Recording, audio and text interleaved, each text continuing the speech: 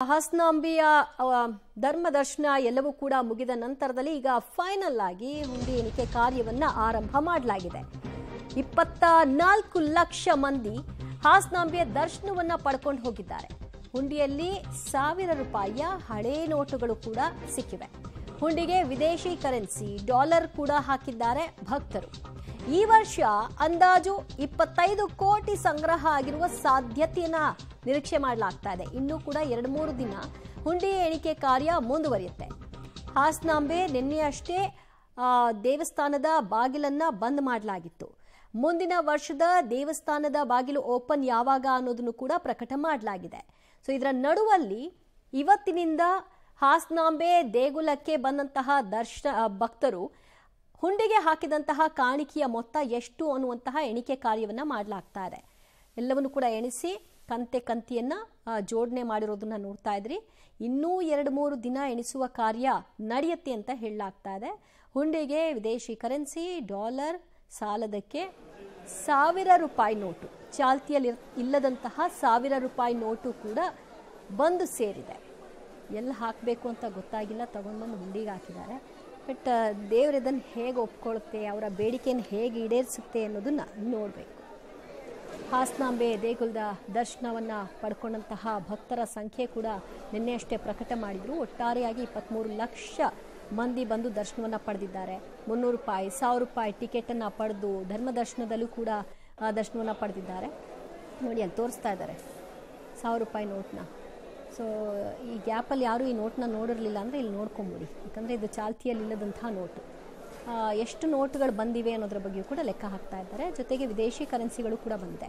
ಹಾಸನಾಂಬೆಗೆ ಕೇವಲ ನಮ್ಮ ರಾಜ್ಯ ಹೊರ ರಾಜ್ಯಗಳಿಂದ ಅಲ್ಲ, ಬೇರೆ ಬೇರೆ ಕಡೆಗಳಿಂದಲೂ ಕೂಡ ಭಕ್ತರು ಬರ್ತಾರೆ. ಇಷ್ಟಾರ್ಥವನ್ನು ಈಡೇರಿಸುವಂಥ ಶಕ್ತಿ ದೇವತೆಯ ಮೊರೆ ಹೋಗ್ತಾರೆ.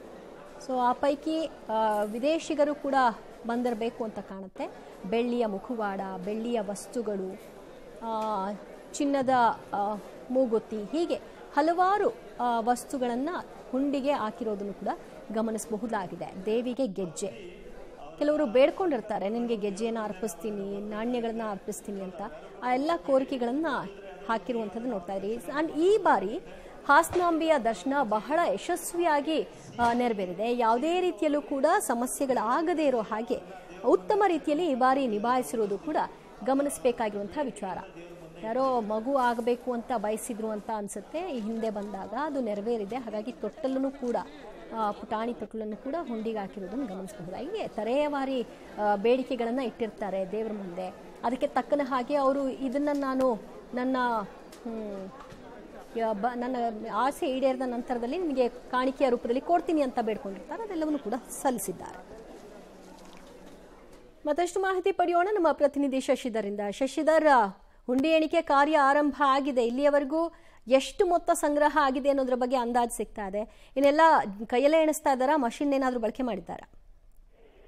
ದಿವ್ಯ ಜ್ಯೋತಿ, ಈ ಸಲ ಹಾಸನಾಂಬ ದೇವಿ ಇತಿಹಾಸದಲ್ಲೇ ಇದೊಂದು ಅತಿ ಹೆಚ್ಚು ಆದಾಯ, ಅತಿ ಹೆಚ್ಚು ಭಕ್ತರು ದೇವಿಯ ದರ್ಶನವನ್ನ ಪಡೆದಿರ್ತಕ್ಕಂಥದ್ದು. ಬೆಳಗ್ಗೆಂದ್ರೂ ಸಹ ಸುಮಾರು 400ಕ್ಕೂ ಹೆಚ್ಚು ಸಿಬ್ಬಂದಿ ಹುಂಡಿ ಎಣಿಕೆ ಕಾರ್ಯದಲ್ಲಿ ತೊಡಗಿರ್ತಕ್ಕಂಥ. ಏನು ಕೆಲವೇ ಕ್ಷಣಗಳಲ್ಲಿ ಹುಂಡಿ ಎಣಿಕೆ ಕಾರ್ಯ ಮುಕ್ತಾಯವಾಗಲಿದೆ. ಸದ್ಯದ ಮಾಹಿತಿ ಪ್ರಕಾರ 3,61 ಲಕ್ಷ ಹುಂಡಿಯಲ್ಲಿ ಏನು ಸಂಗ್ರಹವಾಗಿದೆ. ಇದನ್ನ ಕಾಯಿನ್ಗಳನ್ನ ಹೊರತುಪಡಿಸಿ ಅಂತಿಮ ಹಂತದಲ್ಲಿ ಕಾಯಿನ್ಗಳನ್ನ ಲೆಕ್ಕ ಹಾಕ್ತಾ ಇದ್ರೆ ಸುಮಾರು 3 ಕೋಟಿಗೂ 4 ಕೋಟಿ ಅಷ್ಟು ಹಣ ಸಂಗ್ರಹವಂತ ಒಂದು ಸಾಧ್ಯತೆ ಇದೆ. ಇದಲ್ಲದೆ ಹಳೆಯ ನೋಟುಗಳನ್ನು ಹಾಕಿದ್ದಾರೆ, ವಿದೇಶಿ ಕರೆನ್ಸಿಗಳನ್ನು ಸಹ ಹಾಕಿದ್ದಾರೆ. ಅಲ್ಲದೆ ಅವರು ಹರಕೆ ಕಟ್ಕೊಂಡಿದ್ದಂತಹ ಚಿನ್ನ ಇರ್ಬೋದು, ಬೆಳ್ಳಿ ಇರ್ಬೋದು, ಎಲ್ಲವನ್ನೂ ಸಹ ಹುಂಡಿಯಲ್ಲಿ ಹಾಕಿದೆ. ಇದರ ಜೊತೆಗೆ ಏನು ತಮ್ಮ ಬೇಡಿಕೆಗಳನ್ನ ಈಡೇರಿಸಿ ಆ ಹುಂಡಿಗೆ ಪತ್ರಗಳನ್ನ ಹಾಕಿರ್ತಕ್ಕಂಥದ್ದು. ಆದ್ರೆ ಪತ್ರಗಳನ್ನ ಓದ್ಲಿಕ್ಕೆ ಯಾರಿಗೂ ಸಹ ಅವಕಾಶ ನೀಡಿಲ್ಲ, ಅದರ ಗೌಪ್ಯತೆಯನ್ನ ಕಾಪಾಡಿರ್ತಕ್ಕಂಥದ್ದು. ಒಟ್ಟಿನಲ್ಲಿ ಈ ಬಾರಿ ಹಾಸನ ಜಾತ್ರಾ ಮಹೋತ್ಸವ, ಲಾಡು ಪ್ರಸಾದ ಮಾರಾಟ ಹಾಗೂ ಹುಂಡಿ ಎಲ್ಲವೂ ಸೇರಿ 25 ಕೋಟಿಗೂ ಅಧಿಕ ಹಣ ಸಂಗ್ರಹವಂತಾಗಿದೆ. ಇದು ಹಾಸನಾಂಬೆ ಇತಿಹಾಸದಲ್ಲಿ ಮೊದಲನೆಯದಾಗಿದೆ.